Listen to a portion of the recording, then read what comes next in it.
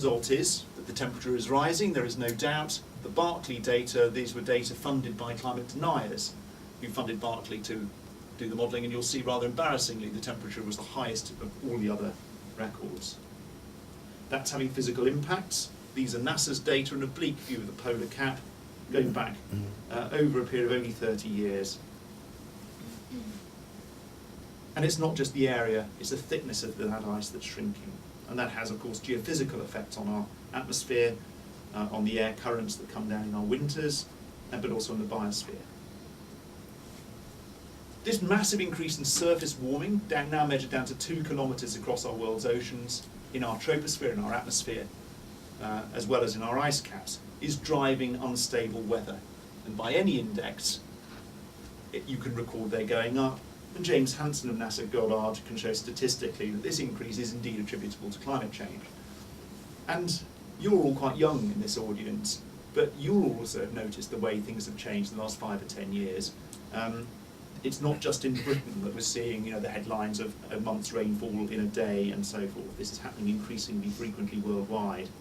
We've had the heat waves in Europe in 2003, which killed 35 to 75,000 people. That happened across central Russia as well, 2003, but even worse.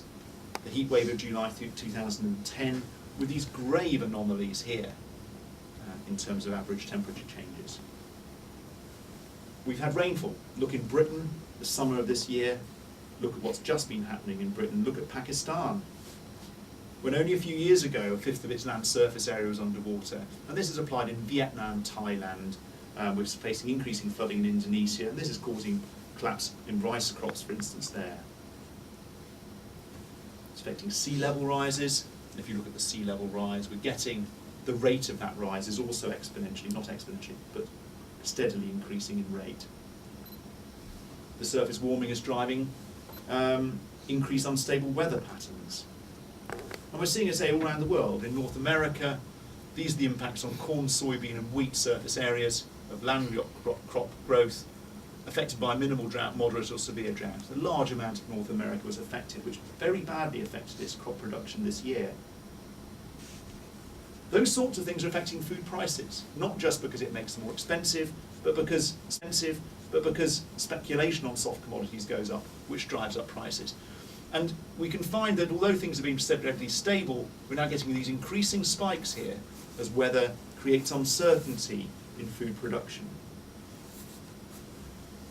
Now that matters. If we go back to the sort of the 2010 issues, we had this huge drought affecting a large part of the grain-producing regions of Russia, particularly in Kazakhstan, and that led to a substantial increase in the price of grain. So if we look here, it was starting off around $150 a metric ton, and then within a matter of a few months, had gone up to $350. And you might say, well, I didn't notice that. And neither would you, because the supermarkets in the UK will absorb that price in the price of a loaf of bread because they need you in to buy toilet cleaner and CDs and red wine. But if you were in North Africa or parts of Asia, that price directly translates in what it cost you to get a loaf of bread, and your children starved. And this leads to political instability, and this was recognised now as a key factor in the triggering of the Arab Spring, not the underlying causes of the political discontent, but the trigger of it bubbling over. And these sorts of issues, loss of habitation, drought, flooding, starvation, the unusual suspect we rarely talk about in medicine, poses a significant threat to geopolitical stability and security. That's just one of many quotes, and if you're particularly interested, you could look it up, the quotes from the NSA, Security Agency in the United States, and the CIA, and if you put those in against climate change, you'll find open and public statements on this issue that will make your hair stand on end. Worse than that, though, is the impacts on our ecosystem upon which we all depend.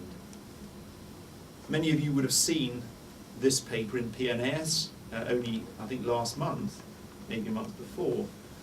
I'm 50. In the last 17 years, half the barrier reef has gone, and if you read the paper, it's suggesting that nearly all of it will be gone in the next 10 years. And at least half of that they're attributing to climate change. Coral bleaching, and then increased storms and effects breaking up the reef. And that's likely to be irreversible. And that's just one example.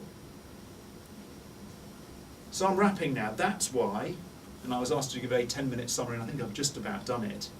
That's why Tony Costello's commission, and Ian and I were both involved in this, said that climate change is the greatest global health threat of the 21st century. Not just because it's a threat in its own right, but because it's a force multiplier on the catastrophic impacts that humanity is having on a biosphere anyway. And it's those things, poverty, loss of habitation, heat, mass migration, poverty and war, that in my view will be the earliest and most severe impacts on human health. And Tony's going to pick up on the others, of course. Heat waves kill people. There's direct injury from flooding and storms. Pollution, ground level ozone, particulates and so forth all change. Aeroallergens are changing. Food-related illness, for instance bacterial growth of salmonella, and changed disease vectors also play in, as does surface runoff and pollution of water.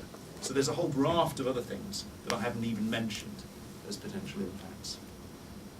I've only dealt with those.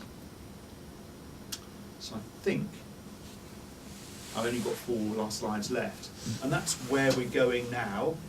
And Izzy was very concerned that I didn't leave you wanting to hang yourselves. And I don't want you to do that, but I do want you to understand that this is desperately grave and absolutely immediate, and you need to leave this room tonight committed to really doing big and bold things very, very quickly, because the trajectory we're on is much worse than the one I've just presented to you. Things are getting worse very quickly.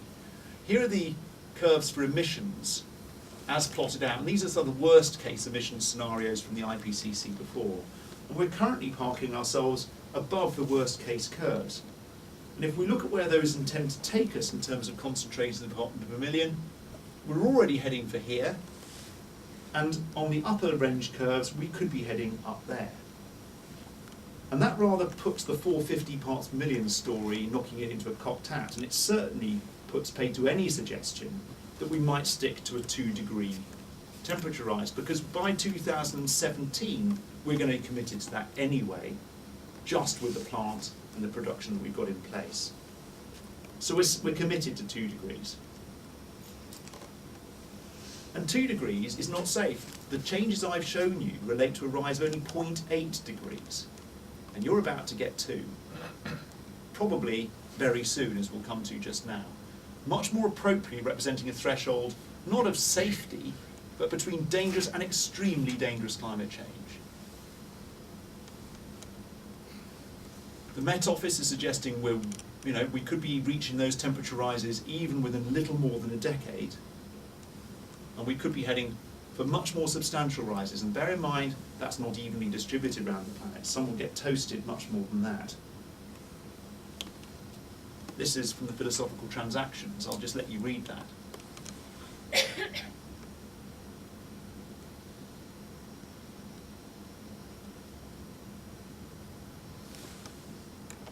So this is what you've heard from Met Office within your lifetimes, and it's talking about really a collapse of human civilization resulting from this. These are not things to which one can readily adapt. And even HSBC's folk think we're heading much towards 7. And actually there's a broad consensus now amongst most people with whom I deal that says we're heading towards 6 or 7 degrees. And that will be the end of us all. So this is terrible news. And the only good news is that we're all sitting here this evening and that we're all trying to find a way to do something about it. And we must. So I'm going to stop there. I think we're coming, is that right, to questions at the end, is that right? Yeah. So, unless you've got something very pressing, I'll ask Tony to come up and maybe cheer you up a bit, I don't know.